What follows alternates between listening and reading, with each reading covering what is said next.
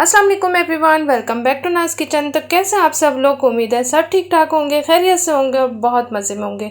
आज मैं आप लोगों के साथ बहुत ही मज़ेदार सी कैरेमल खीर की रेसिपी शेयर करूंगी। बहुत ही मज़े की बनती है और बहुत ही आसान है इसको बनाना। थोड़ा सा ट्रिकी होती है लेकिन आप लोग केयरफुल होकर बनाएंगे तो बहुत ही ज़बरदस्त आपकी खीर बन के रेडी होगी।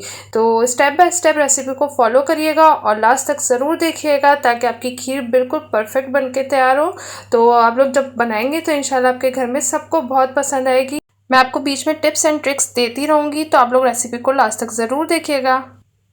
यहाँ मेरे पास 1 लीटर दूध है और यहाँ मैंने खुला दूध जो होता है वही लिया है। आपके पास टेट्रा पैक वाला हो तो वो भी ले सकते हैं, लेकिन खुले की खीर ज़्यादा अच्छी बनेगी मेरे ख्याल से। तो आप कोशिश करिएगा जो भी हो अवेलेबल वैसे वो ले लें, लेकिन अगर खुला हो तो ज़्यादा बेस्ट है। तो यहाँ हम इसको उबाल आ गया तो अब साइडों से इस तरह से ले लेंगे और इसको अच्छी तरह से जब मिक्स करें तो इस तरह साइडों से मिक्स लेते जाएं और मिक्स करते जाएं। तो अब यहाँ पे मैंने चावल लिए थे 1/4 कप, इसको मैंने 1 घंटे के लिए भिगो दिया था और टूटे चावल मैं यहाँ पे यूज़ कर रही हूँ। साबुत ना यूज़ करें, कोशिश करें खीर में टूटे हुए ही यूज़ करें तो ज़्यादा अच्छे इसमें घुट जाते हैं, जल्दी मिक्स हो जाते हैं। और जो साबुत चावल होते हैं वो मिक्स नहीं हो पाते सही से। तो अब इसमें डाल के और इसको हम अच्छी तरह से मिक्स कर लेंगे। और यहाँ पे मैंने बादाम, पिस्ते और काजू लिए हैं, थोड़े से कट हुए हुए मेरे पास हैं। तो मैं इसमें ऐसे ही थोड़े से अपने हिसाब से डाल दूँगी। तो आप ज़्यादा कम अपने हिसाब से एडजस्ट कर लिएगा जितना आपको पसंद हो। और मैंने अभी पकते में थोड़े से डाल दिए, थोड़े से गार्निश के लिए रख लिए हैं। अब इसको हम मीडियम टू लो फ्लेम पे पकाएंगे तकरीबन 20 मिनट के लिए, जब तक हम इसका कैरेमल रेडी करते हैं। तो यहाँ मेरे पास आधा कप चीनी है, मेजरिंग कप से मैंने ली है और जो रेगुलर शुगर होती है वही है। और 1/3 कप इसमें हम पानी ऐड कर देंगे और इसको मीडियम फ्लेम पे हम इसको मेल्ट करेंगे। अगर आपने बिल्कुल लो फ्लेम कर दी तो चीनी कैरेमलाइज तो नहीं होगी, क्रिस्टलाइज ज़रूर हो जाएगी। तो इसलिए आप मीडियम फ्लेम रखिएगा और चीनी को मुस्तकिल चलाते रहिएगा और इसका कलर आप देखते रहेंगे तो देखते देखते ही इसका कलर चेंज होना शुरू हो जाएगा। तो मैं आपको दिखाती हूँ आगे। तो ये देखें हल्का सा गोल्डन सा कलर स्टार्ट हो गया इसका। तो बस आपने मुस्तकिल इसको चलाना है, छोड़ना नहीं है वरना जल जाएगा। और इस स्टेज पे आपको ये ध्यान रखना है कि इसका कलर डार्क ब्राउन ना हो जाए वरना कैरमल कड़वा हो जाएगा और खीर भी आपकी कड़वी हो जाएगी। अब यहाँ फ़ौरन आपने पानी इसमें ऐड कर देना है। 1/3 कप मैंने इसमें पानी ऐड कर दिया और ये देखें इस तरह से जमा जमा आपको फील हो रहा है। तो अब बस आप इसको बिल्कुल मीडियम फ्लेम रखें और इसको चलाते रहें तो ये मेल्ट हो जाएगा, बिल्कुल इसमें डिज़ोल्व हो जाएगा।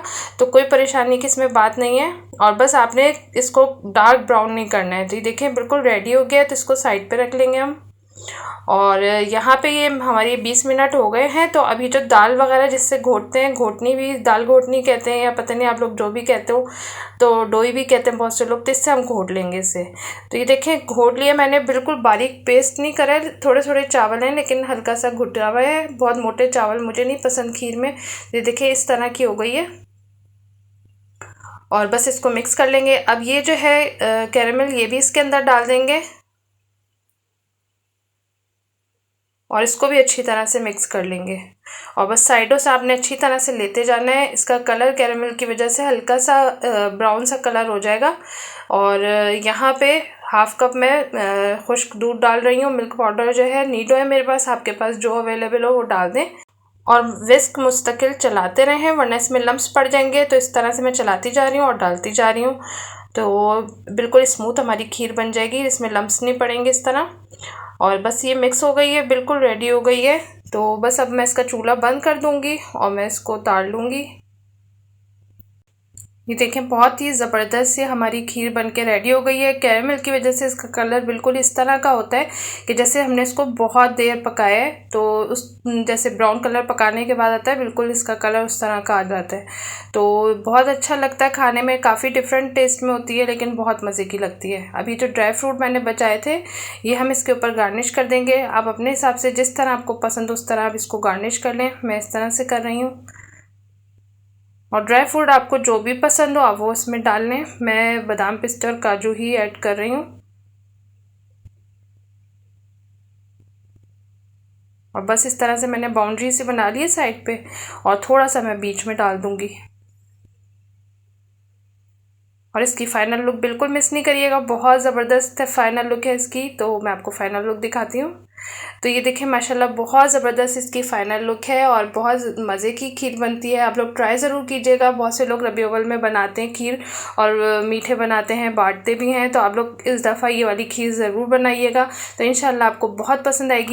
और हम आम रूटीन में जो खीर बनाते हैं उसमें हम इलायची डालते हैं या तो केवड़ा एसेंस वगैरह कुछ ऐड करते हैं। इसमें कोई चीज़ आपको ऐड करने की ज़रूरत नहीं है। इसमें अपना कैरेमल का बहुत अच्छा फ्लेवर, बहुत अच्छी खुशबू आती है। तो इसी तरह बनाइएगा। रेसिपी पसंद आए तो इसे लाइक करें, फैमिली फ्रेंड्स में शेयर करें और मेरे चैनल को फर्स्ट टाइम वॉच करें तो प्लीज़ मेरे चैनल को सब्सक्राइब ज़रूर कर दीजिएगा और बेल के बटन को प्रेस करके नोटिफिकेशन ऑन करें। इससे मैं जब भी कोई न्यू वीडियो अपलोड करूँगी तो वह सबसे पहले आपको मिलेगी। मुझे कमेंट्स करना बिल्कुल नहीं भूलिएगा। मुझे कमेंट्स में ज़रूर बताइएगा कि आपको ये खीर कैसी लगी। मुझे दुआ में याद रखिएगा। नेक्स्ट वीडियो में मिलूँगी एक नई और ज़बरदस्त रेसिपी के साथ। Thanks for watching. अल्लाह हाफिज़।